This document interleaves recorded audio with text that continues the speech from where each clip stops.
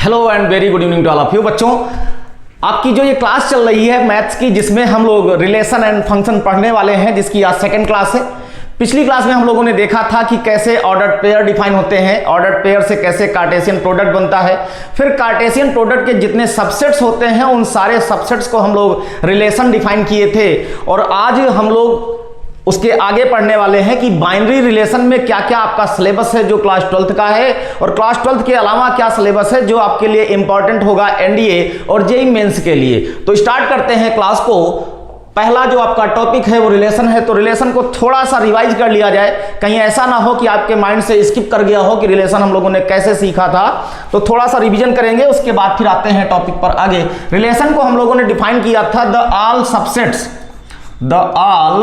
Subsets of Cartesian product are known as relations. अब relations Cartesian product के जितने subset हैं उनको कहा जाता है, लेकिन आपका क्लास 12th का सिलेबस जो है वो बाइनरी रिलेशन पर डिपेंड करता है। सारा सिलेबस आपका बाइनरी रिलेशन पे है। बाइनरी रिलेशन का मतलब हमने बताया था कि जब कोई रिलेशन एक ही सेट से उसी सेट पर डिफाइन किया गया हो। सपोज दैट आपका सेट ए है और इसी सेट से इसका कार्टेशियन प्रोडक्ट करा दिया जाए, तो ये जो रिलेशन बनेंगे इस कार्टेशियन प्रोडक्ट से, उन सभी रिलेशंस को हम बाइनरी रिलेशन कहते हैं। और यही आपका क्लास 12th का सिलेबस है। तो बाइनरी रिलेशन में हम लोग क्या क्या पढ़ने वाले हैं, आइए टाइप देखते हैं जिसको हम लोग सीखने वाले हैं। टाइप ऑफ बाइनरी रिलेशन कह रहा है, तो टाइप ऑफ बाइनरी रिलेशन में हम लोग सबसे पहले देखने वाले हैं रिफ्लेक्सिव। रिफ्लेक्सिव से पहले हम लोग आइडेंटिटी रिलेशन देखने वाले हैं, आइडेंटिटी रिलेशन देखने वाले हैं। देन उसके बाद रिफ्लेक्सिव रिलेशन देखने वाले हैं, ये भी बाइनरी है। फिर तीसरे नंबर पे हम लोग इररिफ्लेक्सिव देखेंगे। फिर इररिफ्लेक्सिव के बाद आपका सिमेट्रिक आएगा, सिमेट्रिक के बाद आपका एंटी सिमेट्रिक आएगा, एंटी सिमेट्रिक के बाद फिर आपका असिमेट्रिक आएगा, असिमेट्रिक के बाद आपका ट्रांजिटिव आएगा, और उसके बाद आपका इक्विवेलेंस रिलेशन आएगा। इतने टाइप के रिलेशंस आपके आइडेंटिटी रिलेशन हैं, जिनमें से आपका identity relation, reflexive relation, symmetric relation, transitive relation और इक्विवेलेंस रिलेशन, ये सारे रिलेशन क्लास 12th के लिए इंपॉर्टेंट होंगे। इसके अलावा जो हम लोग पढ़ने वाले हैं वो एनडीए और जेईई के लिए इंपॉर्टेंट होंगे। तो पूरी क्लास में हम लोग इन सारी चीजों को डिस्कस करेंगे वन बाय वन, जिसमें कॉन्सेप्ट के साथ साथ आप एग्जांपल्स भी देखेंगे। और अगली जो आपकी लाइव क्लास आने वाली है उस लाइव क्लास में हम क्वेश्चंस सॉल्व कराएंगे जो आपके बोर्ड, एनडीए और जेईई मेंस के लिए इंपॉर्टेंट होंगे। तो लाइव क्लास में जुड़ना ना भूलिएगा, जिससे कि आपको लाइव क्लास अगर आप पढ़ेंगे तो आपको आइडिया लगेगा कि कैसे हम क्वेश्चंस को फील करेंगे, कैसे उसको सोचेंगे। क्योंकि मैथ्स एक सब्जेक्ट नहीं होता है, मैथ्स को हम लोग कलेक्शन ऑफ प्रॉब्लम्स कहते हैं। अगर आप प्रॉब्लम को देखकर उसको हैंडल करना सीख गए तो आप ये मान के चलिए कि आपको मैथ्स आ गई। तो पहला जो आपका रिलेशन दिया हुआ है वो आइडेंटिटी रिलेशन दिया हुआ है। अब आइडेंटिटी रिलेशन हम लोग डिफाइन कैसे करेंगे और उसको पहचानेंगे कैसे, सबसे बड़ी बात। तो डेफिनेशन क्या होती है, if A is a non empty set then the relation R such that A to A. इसका मतलब है कि हमारा कार्टेशियन प्रोडक्ट दोनों सेट ए ही लिए जाएंगे। तो आर जो रिलेशन बनेगा उसके लिए क्या कहता है कि for all A belongs to capital A. इसका मतलब क्या हुआ, फॉर ऑल का मतलब होता है सभी, और सेट ए में जितने एलिमेंट होंगे उन सभी एलिमेंट का सेल्फ के साथ ऑर्डर्ड पेयर एग्जिस्ट करना चाहिए। क्या एग्जिस्ट करना चाहिए, A comma A should belongs to R, for all A belongs to A. इसके साथ कंडीशन क्या होती है, ओनली। ये ओनली लिखा हुआ है बच्चों, यही सबसे मेन वर्ड है। आप इस वर्ड को हर रिलेशन में कोई ना कोई एक पर्टिकुलर वर्ड आपको हम बताएंगे, आप उस वर्ड को समझ के रखिएगा, आपके सारे binary relation one by one clear होते जाएंगे। किसी भी रिलेशन में आपको कोई डाउट नहीं होने वाला है। तो जब भी आइडेंटिटी रिलेशन की बात करेगा तो आपको ये वर्ड ध्यान रखना है कि only A comma A belongs to R होना चाहिए, for all A belongs to A. मतलब सेट ए में जितने भी एलिमेंट होंगे उन सभी एलिमेंट का सेल्फ वाला, मतलब दोनों एलिमेंट सेम, ये वाला अगर ऑर्डर्ड पेयर एग्जिस्ट कर रहा है उसकी कंडीशन क्या है? ओनली। ओनली का मतलब फिर कुछ और नहीं आना चाहिए, जैसे अलग अलग वाला ऑर्डर्ड पेयर नहीं होना चाहिए, केवल यही वाले ऑर्डर्ड पेयर होने चाहिए। तो ऐसा जो रिलेशन बनता है उसी को हम आइडेंटिटी रिलेशन कहते हैं। अब ये तो कंडीशन हो गई डेफिनेशन के हिसाब से। अब एग्जांपल अगर हम लोग देखें तो सपोज दैट हमने एक सेट लिया ए जिसके एलिमेंट हैं 1, 2, 3। इसमें से कुछ रिलेशन बना लिए जाएं। सपोज दैट पहला रिलेशन हमने बनाया एम्प्टी रिलेशन, दूसरा रिलेशन बनाया 1, 1 का, तीसरा रिलेशन हम लोगों ने बनाया 1, 1, 2, 2, चौथा रिलेशन हम लोगों ने बनाया 1, 1, 2, 2, 3, 3 और पांचवा रिलेशन हम लोगों ने बनाया 1, 1, 2, 2,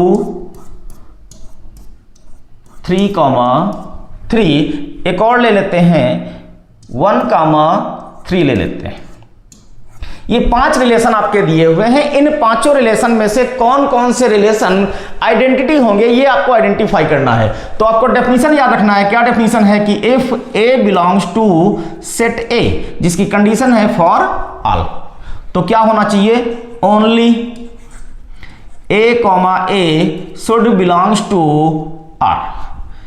इस ओनली वर्ड को ध्यान रखिए। आप क्या कह रहा है कि सेट ए में जितने भी एलिमेंट हों उन एलिमेंट्स का सेल्फ के साथ वाला ऑर्डर्ड पेयर ओनली एग्जिस्ट करना चाहिए। मतलब एक तो कंडीशन है कि ये होना ही चाहिए, पहली केस ये। दूसरा केस ये है कि ओनली यही होना चाहिए, कुछ एक्स्ट्रा नहीं होना चाहिए। तो जो पहला रिलेशन दिया है एम्प्टी रिलेशन, इसमें कोई भी ऑर्डर्ड पेयर एग्जिस्ट नहीं कर रहा है, इसलिए ये आइडेंटिटी रिलेशन नहीं होगा।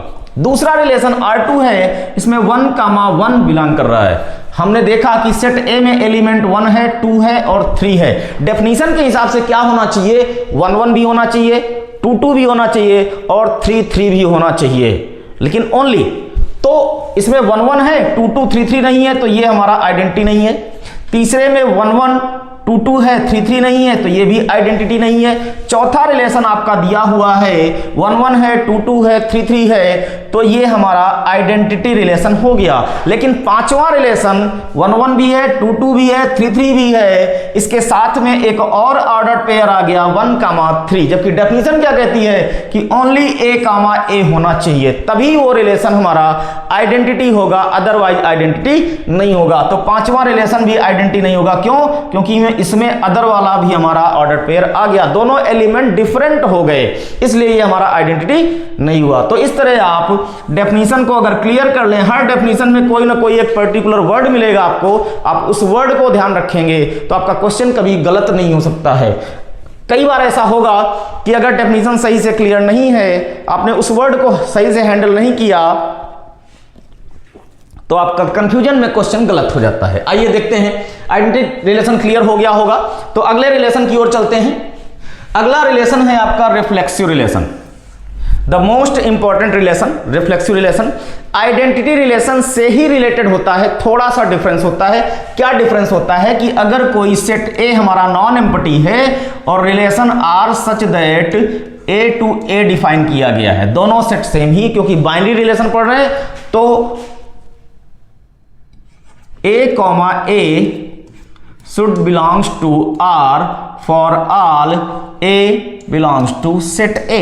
ये डेफिनेशन कहती है रिफ्लेक्सिव रिलेशन की, कि अगर किसी सेट में कोई एलिमेंट A है, मतलब सेट A में जितने भी एलिमेंट हो उन सभी एलिमेंट का सेल्फ वाला ऑर्डर्ड पेयर उस रिलेशन में अगर मिलता है तो रिलेशन रिफ्लेक्सिव होगा। और अगर एक भी ऑर्डर्ड पेयर ऐसा दिख जाए जो सेल्फ वाला ना हो इसके हिसाब से, तो रिलेशन हमारा रिफ्लेक्सिव नहीं होगा। यही डेफिनेशन कहती है। आइए एग्जांपल के थ्रू देखें तो ज्यादा इजीली क्लियर होगा। हमने सेट ए को कंसीडर किया 1, 2, 3। हमने पहला रिलेशन बनाया R1 equal to empty relation. दूसरा रिलेशन हमने बनाया R2 जिसको हमने 1 1 लिया, तीसरा रिलेशन R3 लिया 1 1 2 2 3 3, R4 हमने लिया 1 1 2 2 3 3 एंड 1 2 ले लिया। इन चारों रिलेशन में से कौन कौन से रिलेशन हमारे रिफ्लेक्सिव हो सकते हैं और कौन से नहीं है, तो हमको ये डेफिनेशन ध्यान रखना है क्या कि सेट ए में जितने एलिमेंट हों उन सारे एलिमेंट का सेल्फ वाला ऑर्डर्ड पेयर आपको मिलना चाहिए। तो हमने देखा कि सेट ए में 1 2 और 3 ये 3 एलिमेंट हैं, इन तीनों एलिमेंट का सेल्फ के साथ वाला अगर ऑर्डर्ड पेयर आपको दिख रहा है तो रिलेशन रिफ्लेक्सिव होगा, और अगर एक भी ऐसा ऑर्डर्ड पेयर ना दिखे, एग्जिस्ट ना करे, तो रिलेशन रिफ्लेक्सिव नहीं होगा। अच्छा, पहला रिलेशन हमारा है एम्प्टी, ये तो रिफ्लेक्सिव हो ही नहीं सकता। क्यों नहीं हो सकता है? क्योंकि इसमें एक भी ऑर्डर्ड पेयर है ही नहीं है। दूसरा वाला 1 1 दिख रहा है, लेकिन हमको तो 2 2 और 3 3 दोनों चाहिए साथ में इसके, तो ये भी नहीं होगा। तीसरा अगर देखें 1 1 2 2 3 3, इसमें तीनों दिख गए ना, तो ये हमारा रिफ्लेक्सिव हो गया। चौथा रिलेशन 1 1 2 2 3 3, ये देखो 1 2 3 है तो 1 1 भी है, 2 2 है, 3 3 है, लेकिन इसके साथ में एक एक्स्ट्रा आ गया 1 2, तो यहां पे डाउट होगा कि क्या रिफ्लेक्सिव हो सकता है कि नहीं हो सकता है। तो आपको सीधे ध्यान रखना है कि ये क्या कह रहा है कि सेट ए में जितने एलिमेंट हों उन सब का सेल्फ वाला ऑर्डर्ड पेयर होना चाहिए, किसी और की तो बात ही नहीं कर रहा रिलेशन में। इसका मतलब है कि कोई और ऑर्डर्ड पेयर जिसमें एलिमेंट अलग अलग हो वो हो भी सकता है और नहीं भी हो सकता है। उससे होने या ना होने से रिफ्लेक्सिव रिलेशन पर कोई इफेक्ट नहीं पड़ता, हमको सिर्फ सेल्फ वाला देखना है। तो 1 1 2 2 3 3 होना चाहिए, बाकी के आए चाहे ना आए उससे कोई फर्क नहीं पड़ता है। ये दोनों रिलेशन हमारे रिफ्लेक्सिव रिलेशन हैं। अब यहां पर एक नोट निकल कर आता है जिसका क्लास 12th में रीजन एसर्शन वाला क्वेश्चन आता है, और एनडीए में भी रीजन एसर्शन का क्वेश्चन पूछ लेता है एमसीक्यू के फॉर्म में। क्या कह रहा है, नोट आप देखिए, ये रिलेशन आपने पिछले डेफिनेशन में देखा कि ये आइडेंटिटी रिलेशन भी है, आइडेंटिटी के साथ साथ रिफ्लेक्सिव भी बन गया, लेकिन ये वाला जो रिलेशन है ये केवल रिफ्लेक्सिव रिलेशन है। ये वाला आइडेंटिटी भी है, रिफ्लेक्सिव भी है, और ये वाला केवल रिफ्लेक्सिव है। तो यहां से एक नोट निकल कर आएगा जिसको आपको लिखना चाहिए, क्योंकि इस पर क्वेश्चन बनेंगे। Each and every identity relation is reflexive relation but vice versa is not true, कि कोई भी आइडेंटिटी रिलेशन जो होगा वो रिफ्लेक्सिव होगा, लेकिन अगर रिलेशन रिफ्लेक्सिव है तो ये 100% श्योर आप नहीं कह सकते हैं कि वो आइडेंटिटी है या नहीं है। हो भी सकता है और नहीं भी हो सकता है। क्यों? क्योंकि आइडेंटिटी रिलेशन की डेफिनेशन आपने देखी थी, कहा था क्या, only a comma a belongs to R. Identity relation और रिफ्लेक्सिव रिलेशन में यही एक अंतर है कि आइडेंटिटी जब लेंगे तो हम ओनली ए कॉमा ए लेंगे, और रिफ्लेक्सिव लेंगे तो ए कॉमा ए तो होना ही चाहिए, उसके साथ साथ अलग वाले ऑर्डर्ड पेयर हो भी सकते हैं और नहीं भी हो सकते हैं। तो आपको ध्यान रखना है कि identity relation, every identity relation is reflexive relation also but vice versa is not true. इसी पर आपका क्वेश्चन आएगा। आइए अगले रिलेशन की ओर चलें, क्लियर हुआ होगा। अगला रिलेशन है आपका इररिफ्लेक्सिव रिलेशन। ये रिलेशन क्लास 12th के लिए इंपॉर्टेंट नहीं है, लेकिन एनडीए और जेई मेंस के लिए या जेई एडवांस के लिए, अगर आप जेई एस्पिरेंट हैं तो आपके लिए ये रिलेशन बिल्कुल इंपॉर्टेंट है। इस पर आपके क्वेश्चंस भी आते हैं। तो आइए देखते हैं इररिफ्लेक्सिव की डेफिनेशन क्या कहलाती है। देखिए, उस इररिफ्लेक्सिव से पहले रिफ्लेक्सिव को, रिफ्लेक्सिव क्या कहता है, A comma A should belongs to R for all A belongs to A. ये तो रिफ्लेक्सिव के लिए हुआ। इररिफ्लेक्सिव क्या कहता है, no a comma A should belongs to R for all A belongs to set ए।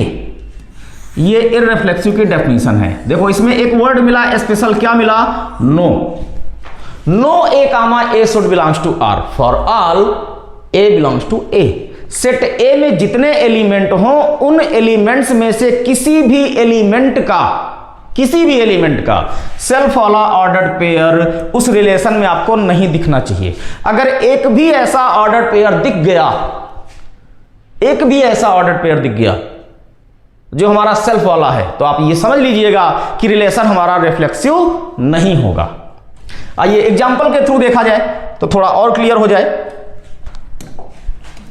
हमने सेट ए क्या लिया, 1, 2, 3।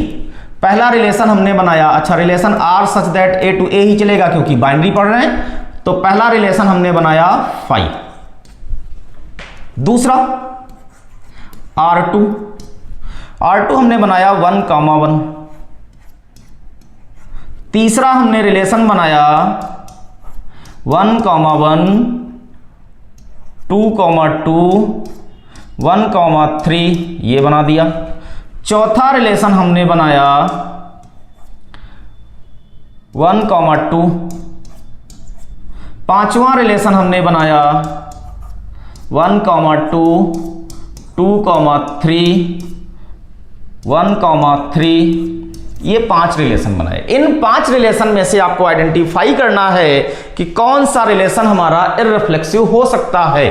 तो आपको डेफिनेशन याद रखना है। क्या डेफिनेशन है कि for all A belongs to set A, no a should belongs to are.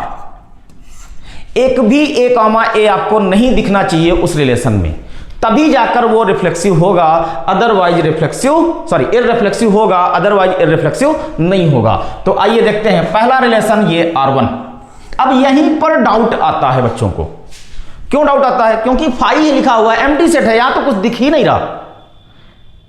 तो वही जो नहीं दिख रहा है वहीं से आपको समझना होता है। क्या समझना है कि डेफिनेशन क्या कह रही है कि एक भी ये वाला नहीं होना चाहिए, बाकी कुछ हो या ना हो उससे कोई फर्क नहीं पड़ता है, रिलेशन हमारा इररिफ्लेक्सिव होता है। तो यहां पर हमको कहीं भी ए वाला सेम वाला एक भी ऑर्डर पेयर नहीं दिख रहा है, इसलिए ये रिलेशन हमारा इररिफ्लेक्सिव है। सबसे बड़ी गलती यहीं पे होती है एम्प्टी रिलेशन में। अच्छा, 2 रिलेशन ऐसे हैं, एक एम्प्टी रिलेशन है, दूसरा यूनिवर्सल है, जिनको ट्रिवियल रिलेशन कहा जाता है। ट्रिवियल रिलेशन का मतलब होता है ऐसे रिलेशंस जिनसे किसी एलिमेंट के बारे में, किसी ऑर्डर के बारे में, किसी रिलेशन के बारे में कोई स्पेशल इंफॉर्मेशन ना मिल रही हो। तो ये जो R1 है एम्प्टी, ये ट्रिवियल रिलेशन कहलाता है। ये हमारा इररिफ्लेक्सिव है क्योंकि इसमें एक भी ए आपको नहीं दिख रहा है। दूसरा वाला 1, 1 दिख गया, जबकि ये करा कि एक भी नहीं दिखना चाहिए, तो ये इररिफ्लेक्सिव नहीं है। अच्छा, रिफ्लेक्सिव भी नहीं है। अच्छा, बच्चों के माइंड में ये बात आती है कि रिलेशन अगर इररिफ्लेक्सिव नहीं होगा तो रिफ्लेक्सिव होगा, जबकि ऐसा कुछ नहीं है। ये रिलेशन ना तो रिफ्लेक्सिव है और ना ही इररिफ्लेक्सिव है। क्यों? क्योंकि रिफ्लेक्सिव होने के लिए 1, 1, 2, 2, 3, 3 तीनों होने चाहिए। 1, 1 है, 2, 2 नहीं है, 3, 3 नहीं, तो रिफ्लेक्सिव भी नहीं है। और 1, 1 आ गया, जबकि इररिफ्लेक्सिव कहता कि एक भी नहीं होना चाहिए था, तो ये ना तो रिफ्लेक्सिव है और ना ही इररिफ्लेक्सिव है। ये ध्यान रखिएगा। तीसरा रिलेशन 1, 1, 2, 2, 3, 3 1, 1, 2, 2, 1, 3 दिया हुआ है, ये भी हमारा रिफ्लेक्सिव तो है नहीं क्योंकि 3, 3 नहीं दिया हुआ है, 1, 3 दिया हुआ है, तो रिफ्लेक्सिव भी नहीं है और रिफ्लेक्सिव के साथ साथ ये इररिफ्लेक्सिव भी नहीं है। क्यों? 1, 1 दिख गया, साथ में 2, 2 भी आ गया, कोई एक आ गया तभी काम खराब हो गया, बिगड़ गया। तो हमको तो यहां 2, 2 दिख गए, तो इसका मतलब ये ना रिफ्लेक्सिव है और ना ही इररिफ्लेक्सिव है। क्लियर हो गई बात? अब चौथा एलिमेंट, चौथा जो रिलेशन हमारा दिया हुआ है 1, 2 दिया हुआ है। हमको क्या देखना है कि सेल्फ वाला नहीं होना चाहिए, बाकी कुछ हो या ना हो कोई फर्क नहीं पड़ता, रिलेशन हमारा इररिफ्लेक्सिव होगा। तो यहां 1, 2 के होने या ना होने से इररिफ्लेक्सिव पर कोई इफेक्ट नहीं पड़ेगा, सेल्फ वाला कोई नहीं दिख रहा है, तो ये हमारा रिलेशन इररिफ्लेक्सिव हो गया।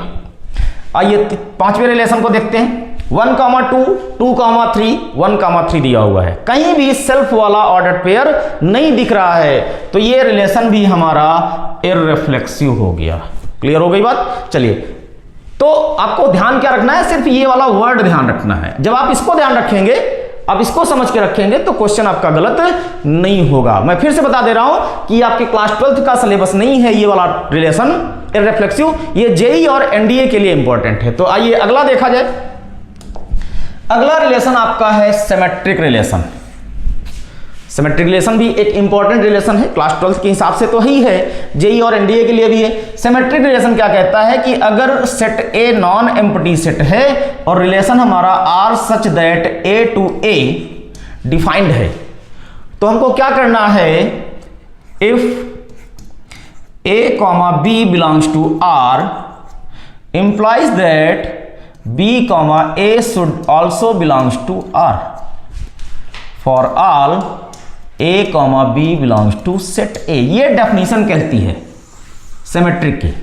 अब इसमें काफी चीजें ऐसी जो छुपी हुई हैं, इनविजिबल है, वो आपको ध्यान रखना होगा, अन्यथा क्वेश्चन गलत हो जाता है। क्या होता है, क्या क्या चीजें आपको ध्यान रखनी है वो मैं आगे आपको बताता हूं। पहले डेफिनेशन को समझ लिया जाए। डेफिनेशन कह रही है, इसमें देखिए एक वर्ड लगा हुआ है इफ, इसी इफ वर्ड को आपको होल्ड करना है, यही मेन वर्ड है। कह रहा है कि if a comma b belongs to R, तो आपको b कॉमा a भी मिलना चाहिए। किसी भी रिलेशन में ऐसा ऑर्डर्ड पेयर दिख जाए जिसके दोनों एलिमेंट अलग अलग हैं, तो उसका उल्टा रिवर्स भी हमको मिलना चाहिए।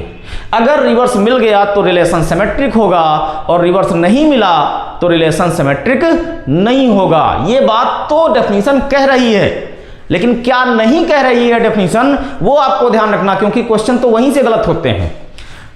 डेफिनेशन में यह कहीं नहीं कहा गया है कि अगर यही ना लिखा हो तो हम इसका क्या करेंगे। यह आपको समझना है कि अगर किसी रिलेशन में अलग अलग वाला ऑर्डर्ड पेयर ना दिखे तो हम इस तरह का कोई भी ऑर्डर्ड पेयर नहीं ढूंढेंगे, वो रिलेशन हमारा सिमेट्रिक होगा। बच्चे यहीं पे गलती करते हैं कि लिख देते हैं नॉट सिमेट्रिक, जबकि डेफिनेशन साफ साफ कह रही है। ये जो इफ वर्ड लगा है, हमने बताया कि हर डेफिनेशन में कोई ना कोई एक वर्ड मिलेगा जो आपके लिए इंपॉर्टेंट होगा। ये इफ वर्ड ही आपके लिए मेन है कि अगर आपको ये मिले तो आप इसको ढूंढो। ये मिल जाए तो रिलेशन सिमेट्रिक है, और ना मिले तो रिलेशन सिमेट्रिक नहीं है। किंतु क्या नहीं कहा गया है वो आपको समझना है। कहा यह नहीं गया है कि अगर रिलेशन में a कॉमा b ही ना दिखे तो हम b कॉमा a नहीं ढूंढेंगे, रिलेशन हमारा सिमेट्रिक होगा। आइए देखते हैं एग्जांपल। आपका सेट A दिया हुआ है 1, 2, 3। आपने रिलेशन जो बनाया है R such that A to A बनाया है, तो इसका पहला रिलेशन हमने लिया R1 equal to empty relation 5। दूसरा रिलेशन हमने लिया 1, 1। तीसरा रिलेशन हमने लिया 1, 1, 2, 2, 3, 3। चौथा रिलेशन हमने लिया 1, 1, 2, 2, 1, 2, 2, 1। पांचवा रिलेशन हमने लिया 1, 1, 1, 2, 2, 1, 2, 3। ये 5 रिलेशन हैं। इनमें से हमको पता करने कौन कौन से सिमेट्रिक हैं और कौन कौन से सिमेट्रिक नहीं है। आइए, पहला रिलेशन है एम्प्टी रिलेशन। अब इसमें तो कुछ दिख ही नहीं रहा कोई ऑर्डर्ड पेयर, तो कैसे कंफर्म हो सिमेट्रिक है कि नहीं है। तो आपको डेफिनेशन याद रखनी है क्या, if a comma b belongs to R implies that b comma a should belongs to R। ये आपको ध्यान रखना है कि अगर ये मिले तो आप इसको ढूंढो, मिल गया तो सिमेट्रिक है और नहीं मिला तो सिमेट्रिक नहीं है। लेकिन अगर यही ना हो तो इसकी जरूरत नहीं होती है, रिलेशन हमारा सिमेट्रिक होता है। तो पहला, इसमें कहीं भी आपको a कॉमा b नहीं दिख रहा है, इसका मतलब है b कॉमा a की जरूरत नहीं है, रिलेशन हमारा सिमेट्रिक है। बच्चों से गलती यहीं पे हो जाती है सबसे बड़ी। दूसरा रिलेशन ये है 1, 1। इसमें भी वही प्रॉब्लम है, 1, 1 तो दोनों सेम हो गए ना, ये डिफरेंट की बात करता है। इसमें डिफरेंट वाला कोई ऑर्डर पेयर नहीं दिख रहा है, इसलिए हमको उसकी जरूरत नहीं है, रिलेशन हमारा सिमेट्रिक होगा। तीसरा रिलेशन 1, 1, 2, 2, 3, 3। अच्छा, इसको आपने पीछे पढ़ा हुआ है, ये आइडेंटिटी रिलेशन है, याद आया। तो इसमें भी कहीं अलग अलग वाला नहीं है, सारे सेम वाले हैं, तो ये भी सिमेट्रिक है। क्लियर हो गई बात। अब यहां फिर वही नोट्स निकल कर आएगा, आगे डिस्कस करते हैं, पहले बाकी एग्जांपल देख लिया जाए। R4 1, 1 है, 2, 2 है, 1, 2 ये डिफरेंट वाला दिख गया। तो जैसे ही हमको 1, 2 वाला दिखे तो तुरंत चमकना चाहिए, आपको दिखना चाहिए क्या कि 1, 2 दिखा तो 2, 1 भी मिलना चाहिए। मिल गया ना, और जैसे ही मिला तो रिलेशन हमारा सिमेट्रिक हो गया। अगर 1, 2 दिखा था और 2, 1 ना दिखता तो रिलेशन सिमेट्रिक ना होता। आइए पांचवा देखते हैं, 1, 1, 2, 1, 2 दिखा तो हमने 2, 1 ढूंढ लिया, और जैसे ही आगे बढ़े तो आपको 2, 3 भी दिख गया। इससे मुलाकात हुई तो आपके माइंड में तुरंत आना चाहिए कि 2, 3 मिल गया है तो 3, 2 भी हमको मिलना चाहिए। और कहीं भी रिलेशन में 3, 2 नहीं है, इसका मतलब ये रिलेशन सिमेट्रिक नहीं है। तो इन पांचों एग्जांपल से आपको सिमेट्रिसिटी समझ में आ गई होगी कि कैसे हम आइडेंटिफाई करेंगे कि रिलेशन हमारा सिमेट्रिक होगा या नहीं होगा। आइए डिस्कस करते हैं इधर एग्जांपल नंबर 3 के लिए। रिलेशन 3 क्या है? आइडेंटिटी रिलेशन होने के साथ साथ ये सिमेट्रिक भी है। और ये वाला रिलेशन सिमेट्रिक तो है लेकिन आइडेंटिटी नहीं है। क्लियर हुई बात? तो यहां से हम ये नोट निकाल सकते हैं कि each and every identity relation is a symmetric relation but vice versa is not true. अगर रिलेशन आइडेंटिटी है तो वो सिमेट्रिक भी होगा, लेकिन अगर सिमेट्रिक है तो हम 100% नहीं कह सकते हैं कि रिलेशन आइडेंटिटी होगा या नहीं होगा।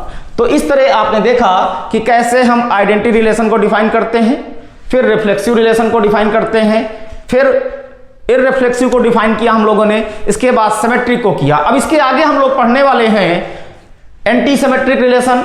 सिमेट्रिक रिलेशन के बाद एंटी सिमेट्रिक होगा, फिर एंटी सिमेट्रिक के बाद असिमेट्रिक होगा, असिमेट्रिक के बाद transitive relation, then equivalence relation पर आएंगे, जो आपके बोर्ड एग्जाम में 5 मार्क्स का क्वेश्चन पूछा जाता है कि आपको शो करना होता है कोई रिलेशन इक्विवेलेंस है कि नहीं है। इसको हम आगे की क्लास में पढ़ने वाले हैं।